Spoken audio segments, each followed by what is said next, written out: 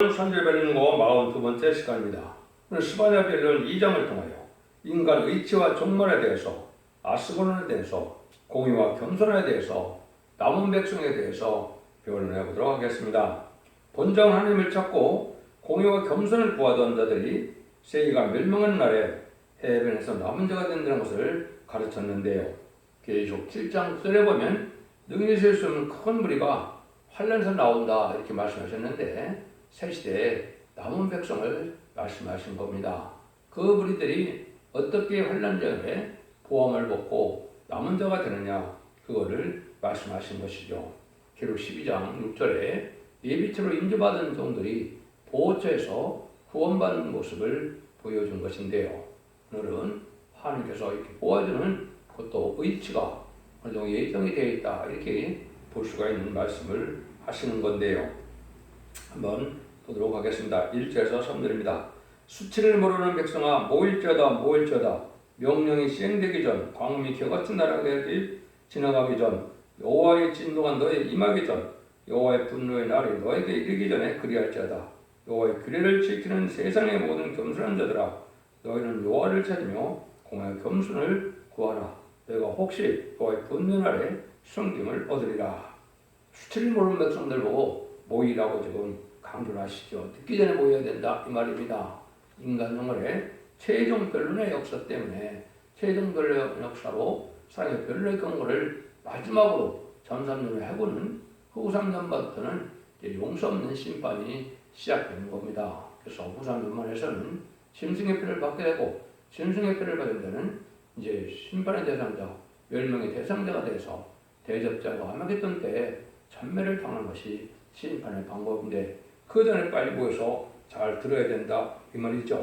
그 다음에 하나님의 말씀에 순종해서 살고자 하는 이 자들은 살 길은 유일하게 여호와를 찾고 공의와 겸손을 구하는 일이다 이렇게 말씀하셨습니다. 참으로 이 시대는 여호와를 찾아야 될 때가 온 것인데요. 지금은 마가다락 방비 우리 2000년의 역사는 우리 주님을 찾는 시대였죠. 우리 주님을 그대로 영접해야만 중상을 받아서 천국 백성이 되는 영혼을 받았지만은 심판의 날에는 하나님을 찾으다 이렇게 말씀하셨죠.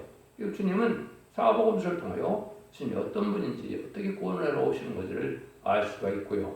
심판과 환란의 때는 이제는 여호와를 아셔야 되는데 여호와는 이제 예언서 계시록에 예언서에 하나님의 뜻이 다 숨겨져 있고 하나님이 어떻게 역사하시고 하나님이 어떤 분이시고 어떻게 구원하시고 어떤 자들을 좋아하시고 어떤 자를 미워하시는지가 하나님께서 예언에 대한 말하는 것이죠. 그래서 예언서에서는 하나님이 원하시는 성과 의가 또 정함과 깨끗함이죠. 이걸 어떻게 우리가 순종해야 그 하나님이 기뻐하는 백성에 대해서 남종이 되느냐 이걸 배우는 것이 바로 여호와를 찾는 겁니다. 공의와 겸손을 구하는 것은 공의는 하나님께서 공적인 의뢰여 법을 세우고 법대로하시는 건데 인간 영혼의 마지막 법인 예언의 법을 뜻했다 이렇게 보시면 됩니다.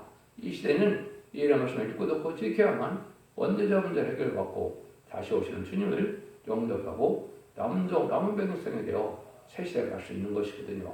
물론 세상 속에서도 정직하고 공평하게 이렇게 살아야만 되는 것도 맞는 일입니다. 겸손은 자기 생각과 고집을 버리고 자기 지식을 버리고 진리 앞에 순종하는 모습이 겸손한 모습이다 이렇게 볼 수 있는데 이것은 인간의 도덕적인 겸손은 아니지만은 은혜를 많이 받고 또 말씀 충만하고 또 하나님 앞에 인정받는 신앙을 가져야 겸손해질 수 있다. 어떻게 보면 무식한 자는 겸손할 것 같아도 그렇지도 않습니다. 무식한 자도 겸손치 못한 자들이 많은 거고 또 유식해도 또 겸손치 못한 자들이 많은데 이건 영적으로 진리 앞에 순종하자는 마음으로 자기 생각과 고집과 주장을 수정하지 않는 이런 자들이 진리 앞에 순종하는 자들이 바로 겸손한 것이다. 그래서 하느님만큼 겸손할 만큼 겸손해야 되는데 그래 하느님께서 수식을 다 받을 수가 있다 이 말입니다. 그래서 겸손의 동력이 참 중요한데 이거를 은혜를 받지 못하면 하나님이 원하시는 겸손에 도달할 수 없는 것도 사실인 겁니다.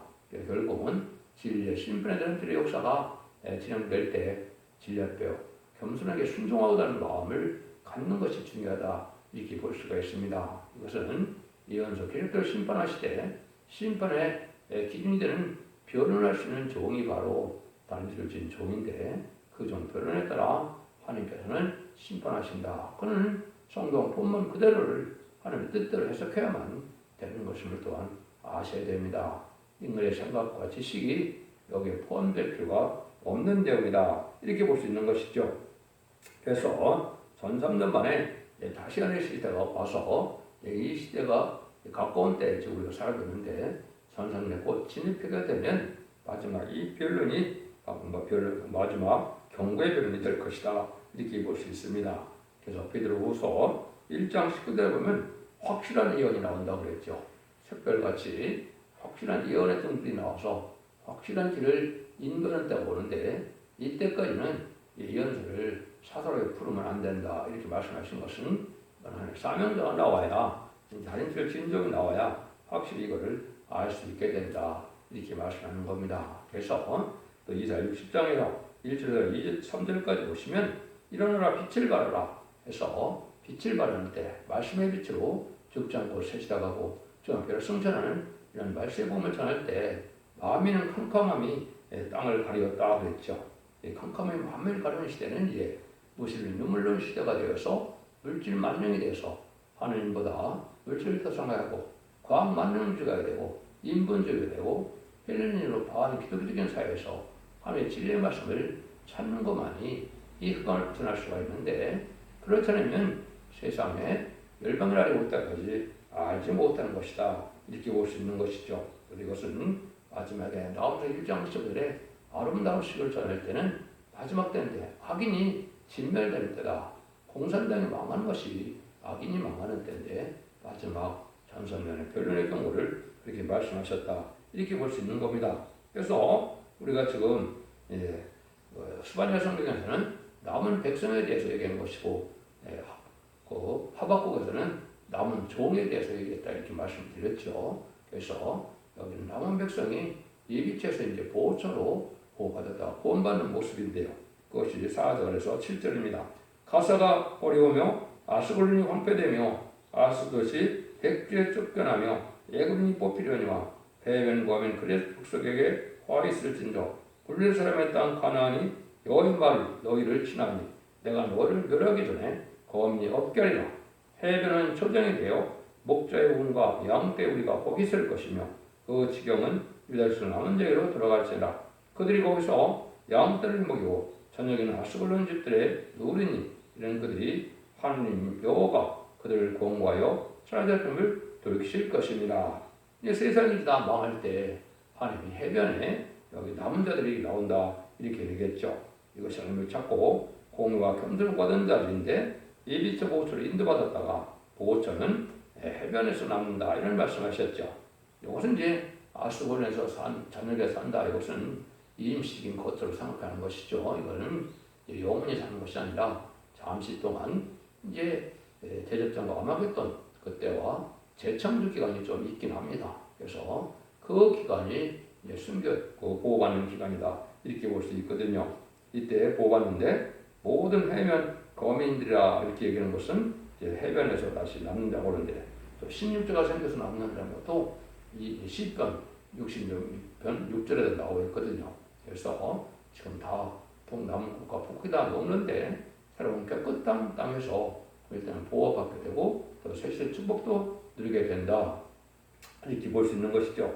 이건 이제 그때요 해변 쪽을 얘기하면 이제 한국이 삼면의 바다니까 한국이 예비처 보호처가 될 것이고 또 이제는 저 북미 캐나다가 미국 쪽에서 나올 것이고 또 유럽 쪽에서 나올 것입니다. 그래서 이런 것은 하나님께 얘기되던 간에 하나님이 복받는 곳이 있을 것이다. 이것은 하나님 인도함에 따라서 물론 예비처는 세상에 도처에 있겠지만은 보호처는 또 하나님께 더 한 군데로 모으는 역사가 있어서 저는 보호와 인도 속에 남는 곳이니까 하나님이 정한 것이 있는데 그것을 해변이다 이렇게 표현했습니다. 그래서 이걸 본다면 하나님께서 이제는 정한 때가 보면 정한 곳으로 인도함을 받게 된다. 근데 이제 많은 곳에서 하나님의 복을 받는 것은 바로 동방과 서방이다.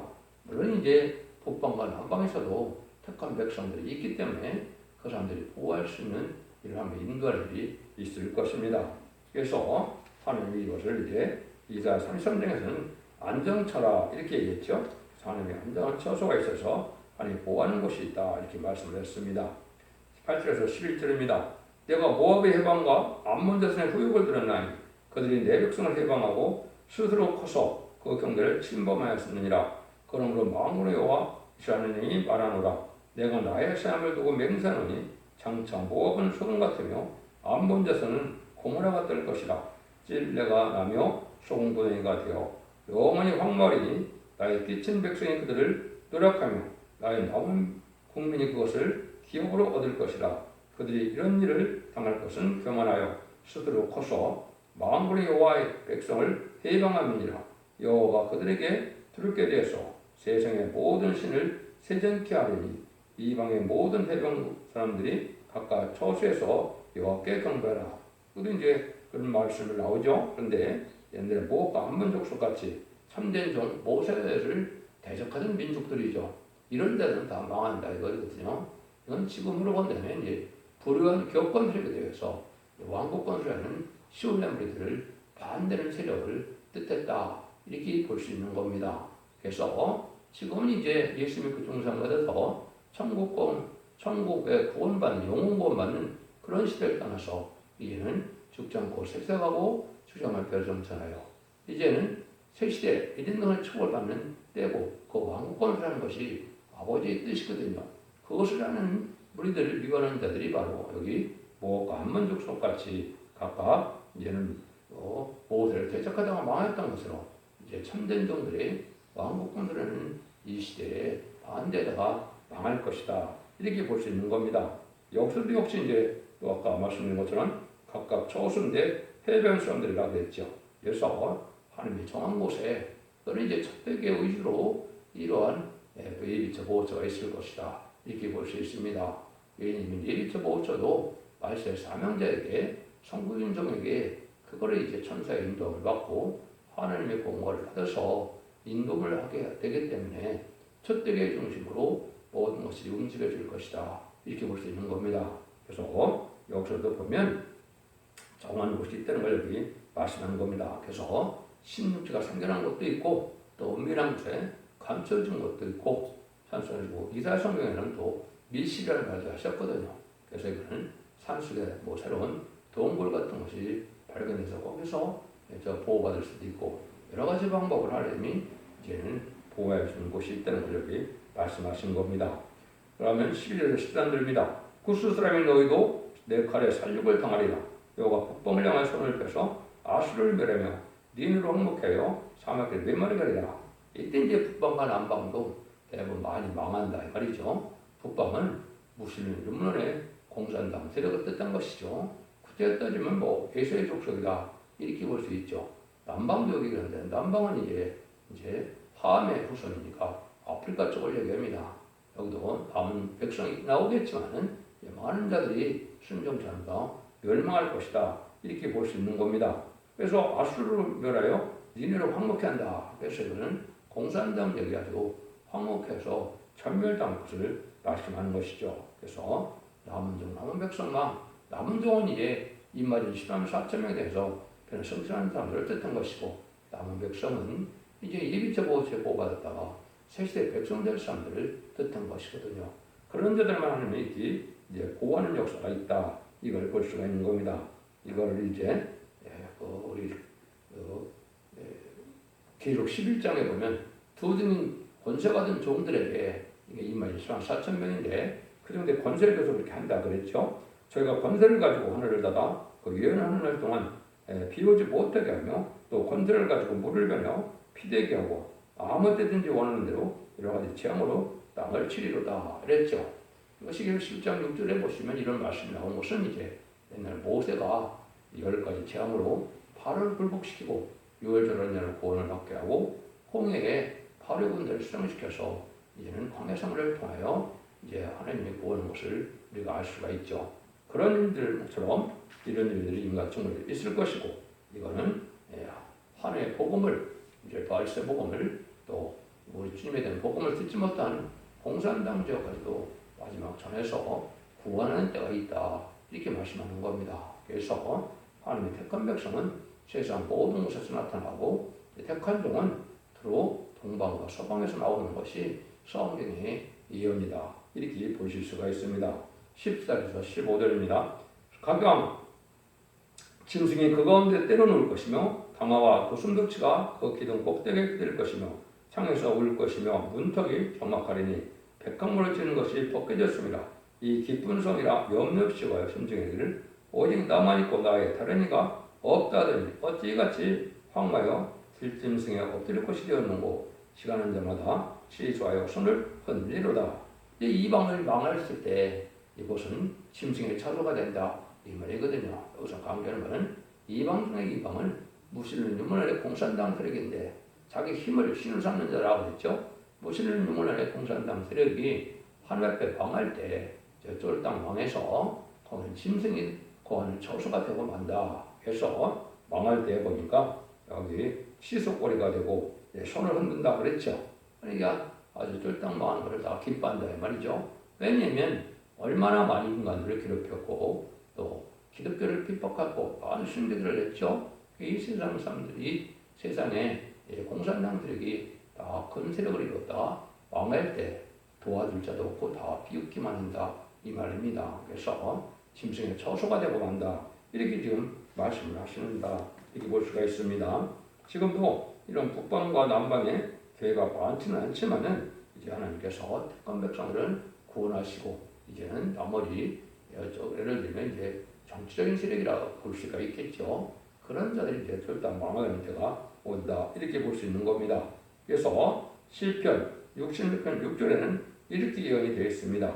하나님이 바다를 베며 육지되게 하셨으므로 우리가 도구로 강을 통과하고 우리가 거기서 주로 인하여 기뻐했도다. 그래서 이렇게 신육지 속에서 보험을 받을 것을 또한 예언을 하셨다. 이렇게 볼 수가 있거든요.